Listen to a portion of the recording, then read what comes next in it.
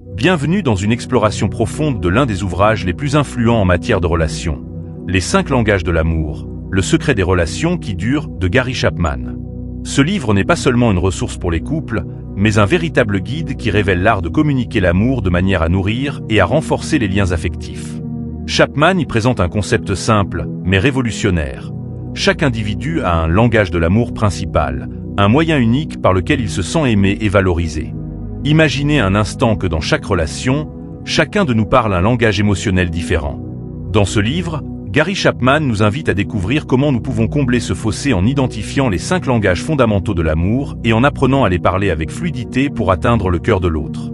À travers des conseils pratiques et des exemples émouvants, Chapman nous offre une feuille de route claire pour raviver ou renforcer l'amour dans nos relations. Installez-vous confortablement et laissez-vous guider à travers un voyage où l'amour devient un art, un choix et un engagement. Voici les 5 langages de l'amour de Gary Chapman, chapitre par chapitre, point par point. Premier chapitre, que devient l'amour après le mariage? Ce chapitre touche à une réalité que de nombreux couples connaissent mais hésitent souvent à exprimer. L'amour, cette passion brûlante qui les a réunis, semble parfois s'éteindre après le mariage. Gary Chapman se base sur des années d'expérience en tant que conseiller conjugal pour démontrer pourquoi ce phénomène se produit, et il révèle une vérité essentielle. L'amour romantique qui naît au début d'une relation est souvent une flamme intense mais temporaire. À mesure que le temps passe, cette flamme évolue et doit être entretenue différemment pour rester vivante. La phase d'engouement et ses limitations. Chapman décrit la période de l'engouement, ce moment magique où l'on ressent une excitation intense pour l'autre personne, un sentiment qui nous fait oublier tous ses défauts et qui nous donne l'impression d'être prêt à tout. Imaginez un instant ces couples de jeunes mariés qui semblent inséparables. Ils se tiennent par la main, échangent des regards complices, et les obstacles semblent ne jamais pouvoir les atteindre. Cet état est presque comme un état d'extase. La psychologie moderne compare souvent cette phase à un état de dopage naturel, où notre cerveau libère des hormones comme la dopamine et l'ocytocine, ces mêmes hormones libérées dans le cerveau des personnes dépendantes. Un exemple marquant de cette phase d'engouement est le cas de célébrités souvent médiatisées qui vivent des relations éclairs passionnées, parfois pour finir en divorce rapide. Elizabeth Taylor, par exemple, célèbre pour son talent d'actrice, est aussi connue pour ses mariages multiples, 8 mariages avec 7 hommes différents.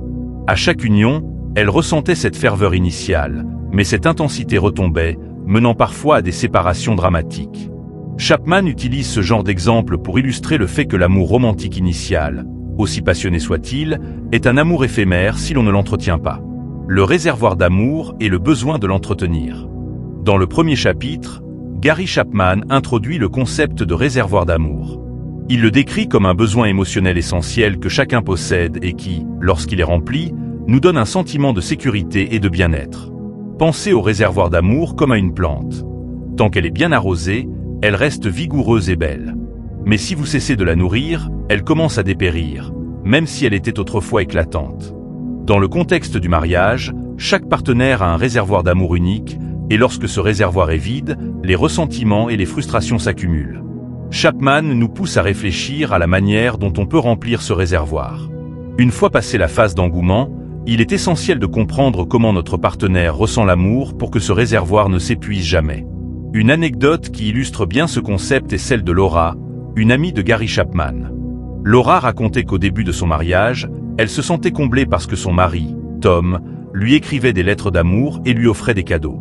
Cependant, avec le temps, Tom a cessé ses gestes, pensant que Laura savait déjà combien il l'aimait.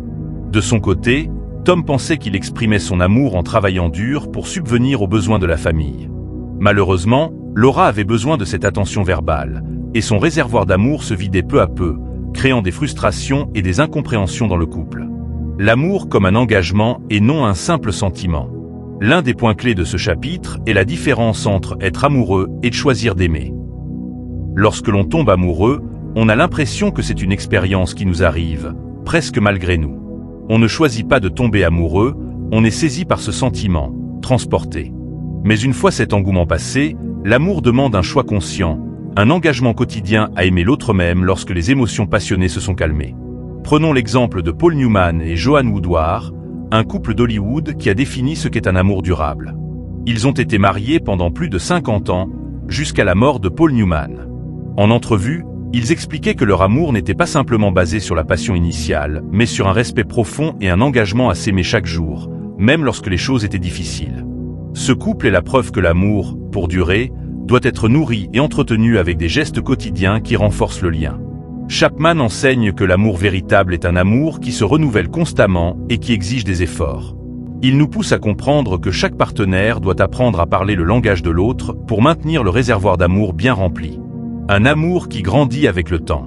Chapman finit ce premier chapitre en nous encourageant à voir le mariage comme un jardin. Un jardin ne prospère que si on prend soin de lui, en arrachant les mauvaises herbes et en plantant de nouvelles graines.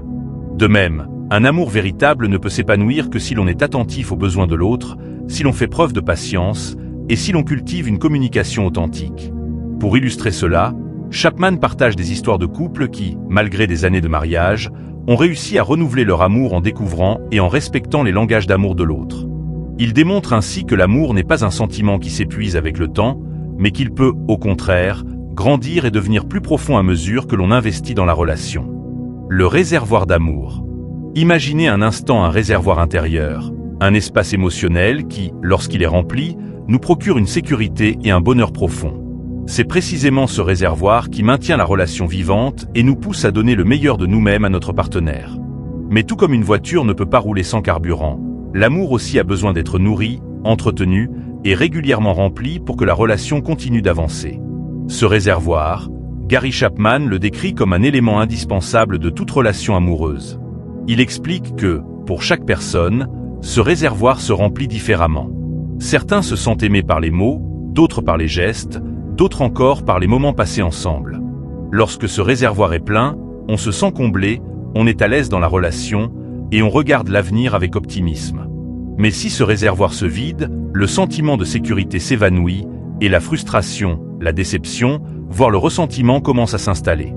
Un réservoir vide signifie que les partenaires se sentent négligés, non aimés ou non appréciés, même si ce n'est pas l'intention de l'autre. La réalité d'un réservoir vide. Le chapitre décrit ce qui se passe lorsque le réservoir d'amour n'est pas rempli.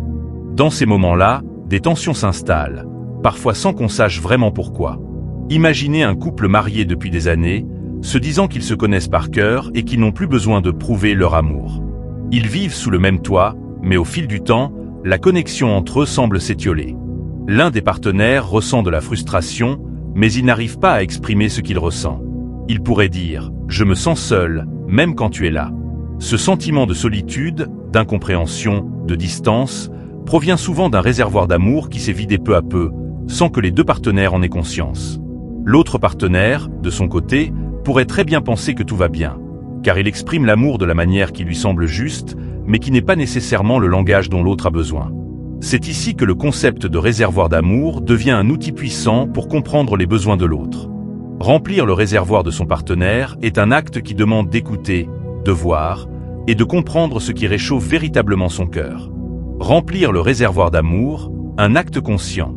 Gary Chapman nous rappelle que remplir le réservoir d'amour de notre partenaire n'est pas un geste instinctif. Il s'agit d'un acte conscient, une décision d'aimer de manière à ce que l'autre se sente vraiment aimé. Pensez aux couples heureux que vous avez peut-être rencontrés dans votre vie. Ceux qui, après des années, semblent toujours complices, se sourient et rient ensemble comme au premier jour. Ces couples partagent souvent une connaissance intime des besoins de l'autre. Ils ont appris, au fil du temps, les petits gestes, les mots et les moments qui font que leur partenaire se sent valorisé. C'est cet effort continu, cette attention sincère à l'autre, qui leur permet de garder leur réservoir d'amour plein. Les conséquences d'un réservoir plein. Lorsque le réservoir d'amour est régulièrement rempli, la relation prend une toute autre dimension. Les partenaires ressentent une paix intérieure, une stabilité émotionnelle qui leur donne la force de faire face aux défis de la vie ensemble. Prenons l'exemple de couples qui affrontent des périodes difficiles, comme une maladie, des difficultés financières, ou même des disputes intenses. Ce sont souvent les couples ayant un réservoir d'amour bien rempli qui parviennent à surmonter ces épreuves avec plus de résilience. Pourquoi ? Parce qu'ils savent, au fond d'eux-mêmes, qu'ils sont soutenus, aimés et appréciés. Un réservoir d'amour plein ne signifie pas l'absence de conflit, mais il crée un climat de confiance et de bienveillance dans lequel les désaccords peuvent être résolus avec respect. En remplissant ce réservoir, chacun devient capable de donner et de recevoir sans condition. La peur de l'abandon, de l'incompréhension ou du rejet diminue. L'amour, alors, devient un choix quotidien, un engagement mutuel de prendre soin l'un de l'autre avec attention et sensibilité. Le réservoir d'amour et les langages de l'amour. Chapman fait également un lien essentiel entre le réservoir d'amour et les 5 langages de l'amour. Il explique que remplir ce réservoir est souvent une question de parler le bon langage. Pour une personne qui se sent aimée à travers les mots, les compliments et les encouragements sont essentiels pour maintenir ce réservoir plein. Pour quelqu'un d'autre, un acte de service, comme cuisiner un repas ou s'occuper des tâches ménagères, est la manière de combler son besoin d'amour. Ce chapitre souligne que si l'on n'emploie pas le langage d'amour adapté, nos efforts pour remplir le réservoir de l'autre peuvent rester vains, même si l'intention est bonne. Imaginez une personne qui montre son amour en faisant des cadeaux, pensant que cela rendra son partenaire heureux, alors que ce dernier accorde plus de valeur au temps de qualité passé ensemble. Pour ce partenaire, recevoir des cadeaux sans avoir de moments partagés peut donner l'impression que l'amour n'est pas vraiment là. Il est donc essentiel de comprendre quel est le langage principal de l'autre pour qu'il puisse réellement ressentir l'amour qui lui est destiné. La conscience de soi et l'empathie comme clé. Chapman pousse chacun à se poser des questions fondamentales. Comment mon partenaire se sent-il aimé? De quoi a-t-il besoin pour se sentir en sécurité et valorisé? Cette démarche de réflexion est un acte de générosité et de présence qui, même si elle peut paraître exigeante, est le fondement d'une relation enrichissante et durable. Le réservoir d'amour se remplit non pas simplement par des gestes ou des mots, mais par une écoute attentive et un véritable désir de combler l'autre. Ce chapitre est une invitation à développer une empathie réelle, une capacité à sortir de sa propre perspective pour embrasser celle de l'autre. C'est dans cette compréhension mutuelle que réside la clé d'un amour qui dure, d'une relation où l'on se sent entendu, respecté et valorisé. Chapitre 3. Tomber amoureux. Chapman aborde dans ce chapitre une phase que tous les couples connaissent. Celle de l'engouement, de la passion initiale, ce sentiment exaltant qui survient quand on tombe amoureux. Il décrit cette phase comme un état amoureux magique mais temporaire, où tout semble parfait et sans effort. Imaginez ces premiers moments où l'on est prêt à tout pour passer du temps ensemble, où les défauts de l'autre sont invisibles ou même charmants. Cependant, cet état d'extase émotionnelle finit toujours par s'estomper, et lorsque cela arrive, de nombreux couples se retrouvent désemparés. C'est ici que Chapman nous rappelle une vérité fondamentale. L'amour ne peut pas se limiter à cette période intense et euphorique. Une fois que l'engouement s'atténue, l'amour véritable commence. C'est un amour qui ne repose plus uniquement sur le frisson des émotions, mais sur une décision consciente de s'engager, de choisir d'aimer l'autre malgré ses imperfections. Ce passage de l'état amoureux à un amour plus mature demande une transition émotionnelle et une prise de conscience que l'amour, pour durer, doit se transformer. Chapitre 4. Langage de l'amour 1. Les mots d'affirmation. Dans ce chapitre, Chapman explore le premier langage de l'amour, les mots d'affirmation. Certaines personnes se sentent profondément aimées lorsqu'elles entendent des mots de reconnaissance, des compliments ou des paroles de soutien. Un simple merci, je suis fier de toi, ou tu es magnifique aujourd'hui, peut réchauffer leur cœur plus qu'un geste ou un cadeau. Les mots ont ici un pouvoir immense, capable de faire sentir à l'autre qu'il est vu, apprécié et valorisé. Chapman montre que les mots peuvent être comme des rayons de soleil qui illuminent la journée de l'autre. Pour une personne qui parle ce langage, le fait de recevoir des mots d'encouragement, de tendres compliments ou de reconnaissance peut changer son humeur et sa perception de la relation. Cependant, les critiques ou les remarques dévalorisantes peuvent au contraire profondément blesser. Comprendre ce langage demande donc de l'empathie et de l'attention, car le choix des mots devient crucial pour remplir le réservoir d'amour de notre partenaire. Chapitre 5. Langage de l'amour 2. Le temps de qualité. Le temps de qualité est le deuxième langage d'amour que Chapman explore, et il se distingue par un besoin d'attention totale et de connexion directe. Pour les personnes qui parlent ce langage, il ne s'agit pas seulement de passer du temps ensemble, mais de le faire avec une réelle présence, sans distraction. Cela signifie éteindre le téléphone, fermer l'ordinateur et se consacrer pleinement à l'autre. Imaginez un couple qui a traversé une semaine chargée et stressante. Pour certains, prendre le temps de s'asseoir autour d'un bon repas ou de faire une promenade en discutant de tout et de rien n'est un geste précieux. Ce moment d'attention leur rappelle qu'ils sont prioritaires l'un pour l'autre. Le simple fait de partager des activités, même banales, mais dans un esprit de complicité, remplit le réservoir d'amour de ceux pour qui ce langage est essentiel. Dans ce contexte, l'autre devient leur point d'ancrage, leur partenaire privilégié pour vivre des moments de calme et de partage sincère. Chapitre 6. Langage de l'amour 3. Les cadeaux. Chapman aborde ici le langage de l'amour qui repose sur les cadeaux. Pour certains, un cadeau n'est pas qu'un objet matériel. C'est une preuve tangible de l'amour et de l'attention de leur partenaire. Les cadeaux représentent des symboles de l'affection et de la présence de l'autre, que ce soit un souvenir de vacances, un simple bouquet de fleurs ou une surprise inattendue. L'importance de ce langage réside dans le fait que chaque cadeau est perçu comme une extension de l'amour, un geste qui dit « j'ai pensé à toi ». Pour les personnes sensibles à ce langage, ce ne sont pas la valeur ou la taille du cadeau qui compte, mais l'intention et l'effort derrière. Un geste simple, comme un dessin ou une petite note laissée sur le réfrigérateur, peut avoir une grande signification. À travers les cadeaux, l'autre se sent vu et important, et cela crée une réserve d'amour qui persiste, car ces petits gestes viennent souvent rappeler les souvenirs partagés et l'engagement mutuel. Chapitre 7. Langage de l'amour 4. Les actes de service. Les actes de service constituent le 4e langage de l'amour.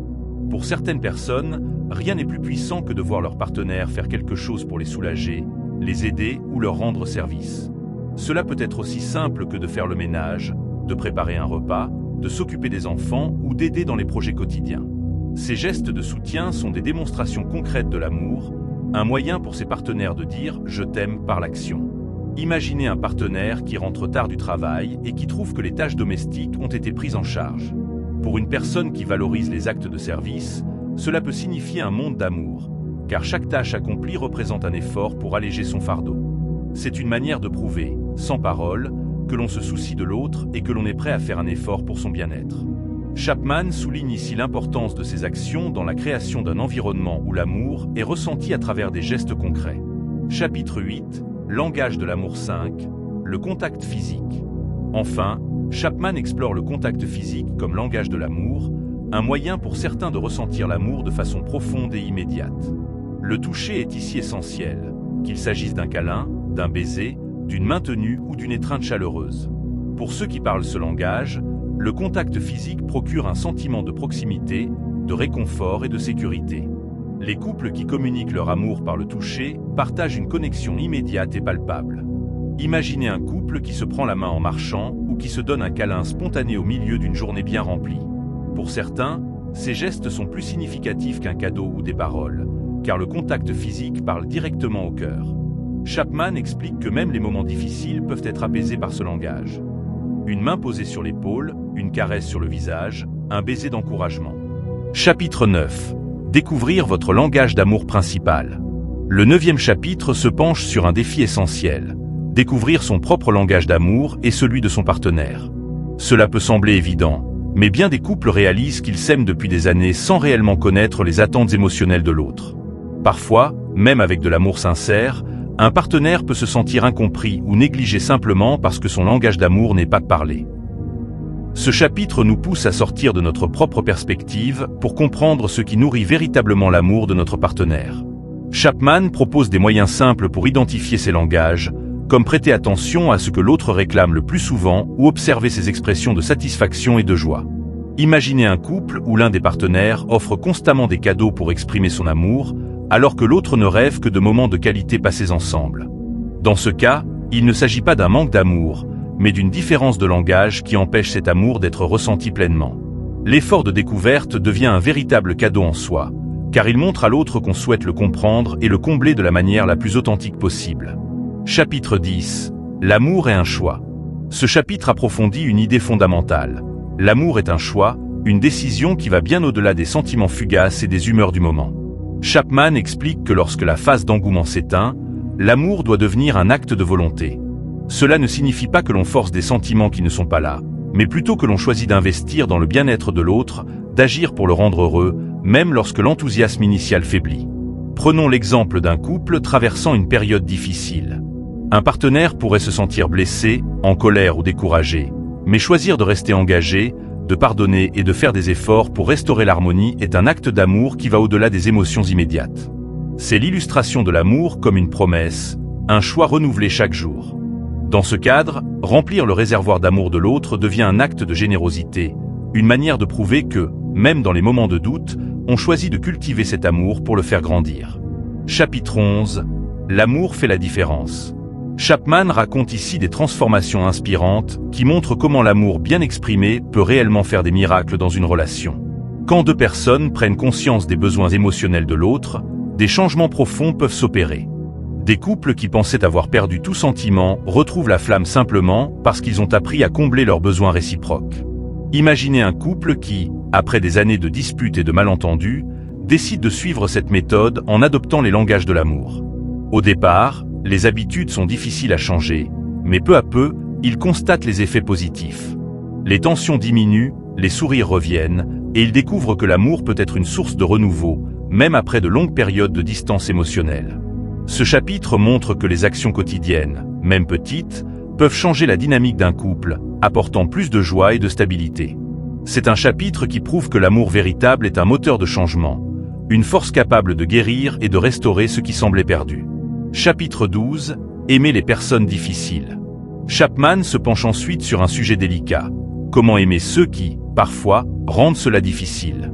Dans toute relation, il y a des moments où l'autre semble se fermer, se montrer indifférent, ou même blessé, intentionnellement ou non.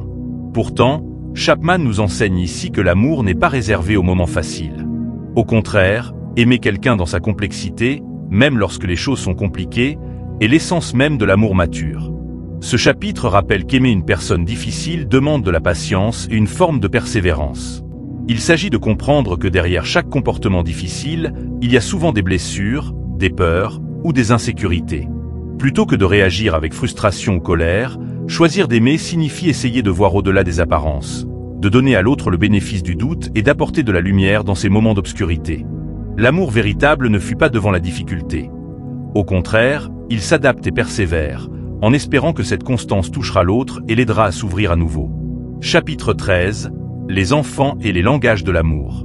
Dans ce dernier chapitre, Chapman étend les principes des langages de l'amour aux enfants, en montrant combien il est essentiel de comprendre comment les enfants perçoivent l'amour pour qu'ils grandissent en se sentant en sécurité et valorisés.